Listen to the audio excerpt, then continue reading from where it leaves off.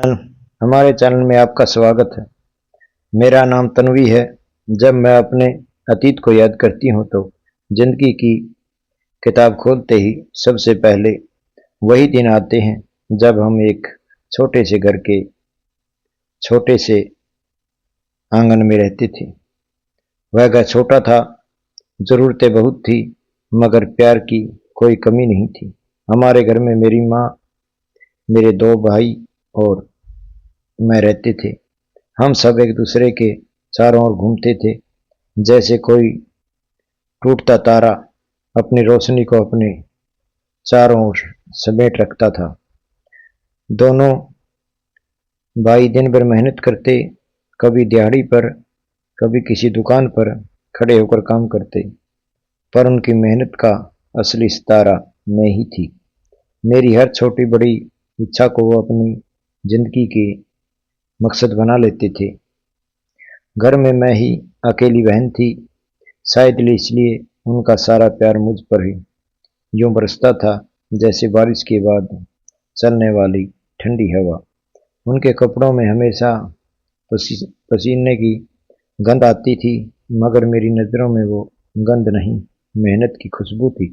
शाम को जब वो थके हारे घर लौटते तो मेरे लिए हमेशा कुछ न कुछ लाते।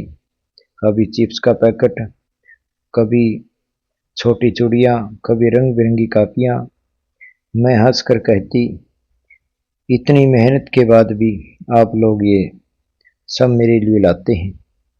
तो बड़ा भाई मुस्कुराकर कहता, हमारी बहन के नखरे ही तो हमारी खुशियां हैं। माँ अक्सर कहती, इतना मत बिगाड़ो इसे, आखिर कल को इसे ससुराल जाना है। लेकिन भाई बस मुस्कुरा देते।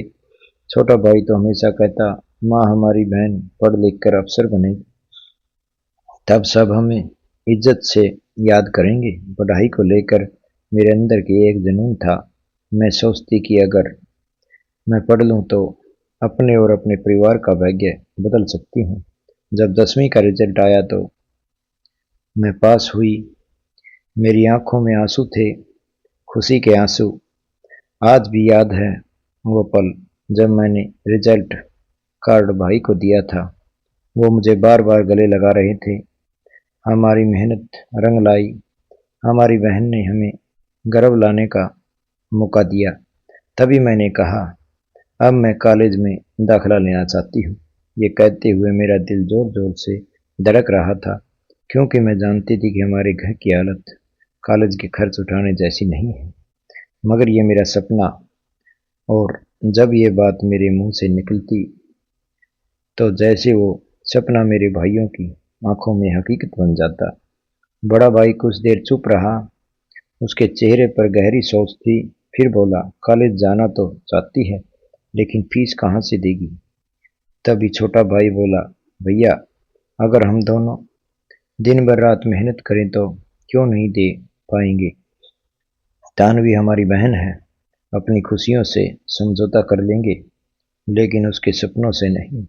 माँ ने सिर हिलाकर कहा, तुम लोग अपनी हालत तो देखो, खुद की ही नहीं पा रहे और सोच रहे हो कॉलेज भेजने की। लेकिन दोनों भाई अपनी जिद पर अड़े रहे। बड़ा भाई बोला, माँ हमें अपनी बहन पर पूरा भरोसा है। यही वो सच्ची है जो एक दिन हमारे सारे दुखों का हिसाब बराबर करेगी। कभी हमें शर्मिंदगी नहीं होगी। उस रात मैंने सुना कि दोनों भाई कमरे के कोने में बैठकर बातें कर रहे थे। छोटा भाई कह रहा था, सुबह से शाम तक मैं दुकान पर बैठूंगा और रात की शिफ्ट तुम कर लेना। थक जाए पर जानवी का सपना पूरा हो जाएगा।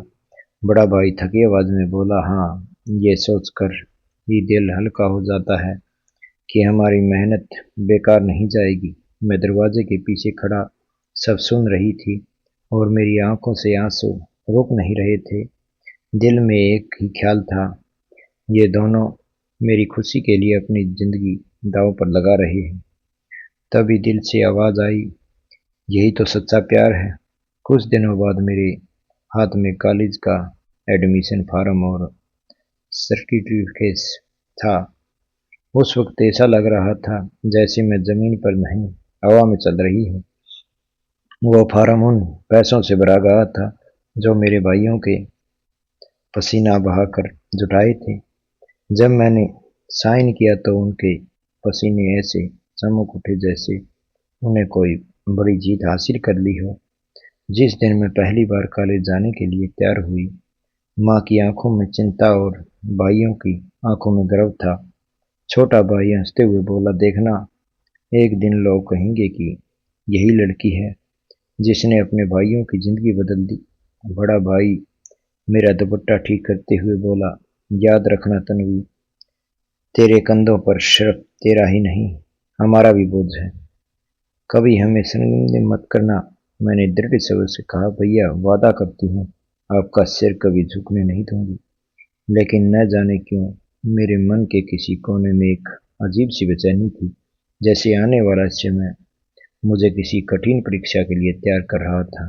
जैसे ही मैंने कॉलेज के गेट में कदम रखा, ऐसा लगा जैसे मैं किसी दूसरे ही संसार में आ गई हूँ।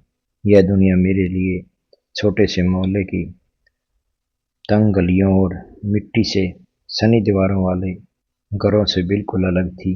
गेट पर बड़ी बड़ी गाड़ियां खड़ी थी, लड़कियां ब्रांडेड कंगल पहले घूम रही थी और लड़के महंगी घड़ियां दिखाकर मजाक में बातें कर रहे थे।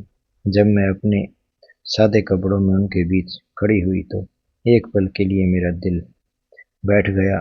चौकीदार ने मेरा एडमिशन कार्ड देखा और अंदर जाने का इशारा किया।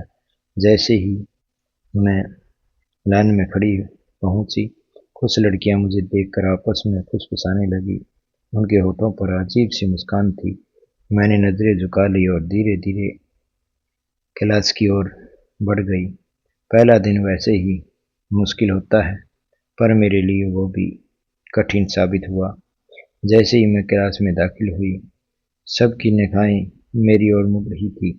एक लड़के ने कहा, लता, ये नई स्टूडेंट है। तो एक लड़की बोली, बहुत साधारण लगती है, शायद किसी गरीब घर की होगी। उनके शब्द मेरे कानों में साफ साफ पहुंच रहे थे। मैंने एक खाली सीट देखी और जाकर बैठ गई। दिल जोर से धड़क रहा था, पर चेहरे पर कोई शिकन नहीं आने दी। तभी टीचर अंदर आया और क्लास में सन्नाटा छा गया। उन्होंने अपना परिचय दिया और नए छात्रों से भी नाम पूछे। जब मेरी बारी आई तो मैं खड़ी होकर बोली, मेरा नाम तन्वी है। मास्टर जी मुस्काए और पूछा कि किस विषय में रुचि है। मैंने अंग्रेजी में जवाब दिया और विज्ञान का नाम लिया। सर बहुत खुश हुए और बोले, बहुत अच्छा, तुम मेहनत करती हो। उसी पल पहली बार मुझे लगा कि शायद ये जगह मेरे लिए भी हो सकती है। बाकी लड़कियों से भी परिचय किया, लेकिन उनकी बातें ज्यादातर उनके परिवार की समृद्धि पर केंद्रित थी। कोई अपने पिता के बड़े बिजनेस की बात कर रही थी, कोई विदेश यात्राओं की।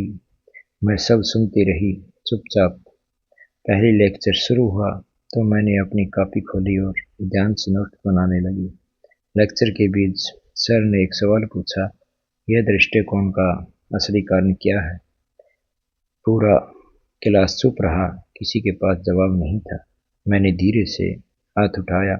सर ने मेरी ओर देखा और हाँ दानवी, मैंने हिम्मत जुटाकर जवाब दिया। आवाज धीमी थी मगर आत्मविश्वास से भरी हुई। सर ने खुशी से कहा, बहुत बढ़िया, यही सही जवाब है, सबको इसे सीख लेनी चाहिए। यह सुनते ही क्लास में अजीब सी प्रतिक्रियाएं हुई। कुछ हैरान थे, कुछ के चेहरे पर असंतोष साफ झलक रहा था। पास बैठी एक लड़की ने अपनी सहेली से कहा, नई लड़की है, बड़ी तेज लगती है। दूसरी बोली, देखते हैं कितने दिन टिकी है। ब्रेक के समय जब लड़के लड़कियां झुंड में बातें कर रहे थे और अपना टिफिन निकाला और एक कोने में बैठ गई, मुझे एहसास हुए कि यहाँ मेरा कोई नहीं है, सब अपने अपने खुश है। तभी पास से गुजरती एक लड़की ने मजाक से कहा, कितनी बोरिंग टिफिन है तुम्हारा, हमारे यहाँ कैंटीन क्यों नहीं आती। मुझे मुस्कुराकर कहा, नहीं, मुझे यहीं अच्छा लगता है। वो अपनी सहेलियों के साथ हंसते हुए आगे बढ़ गई। आने वाले दिनों में भी यही माहौल रहा। कोई मुझसे खास बात नहीं करता, पर मुझे फर्क नहीं पड़ता था, क्योंकि मैं जानती थी कि मेरा मकसद दोस्ती नहीं, पढ़ाई है। मैं क्लास में सबसे पहले पहुंची और सबसे आखिर में नोट पूरा करती। बाकी छात्र मेरी शालत को अजीब समझते थे, लेकिन दरअसल ये मेरा झिझकना था। एक दिन फिजिकल के लेक्चर में सर ने मुझे बोर्ड पर बुलाया। सवाल कठिन था और सबकी निगाहें मुझ पर थी। मैंने कुछ पल सोचा और पूरी हल लिख दिया। सर ने ताली बजाकर कहा, बहुत अच्छा, यही है असली मेहनत। उस दिन पहली बार छात्रों ने मेरी तारीफ की, लेकिन उनकी आवाज में प्रशंसा से ज्यादा जलन थी। क्लास के बाद मैं लाइब्रेरी चली गई, जहाँ किताबों की खुशबू मुझे सुकून देती थी। मैंने खुद से कहा, यही मेरी दुनिया है, किताबें, नोट्स और मेहनत।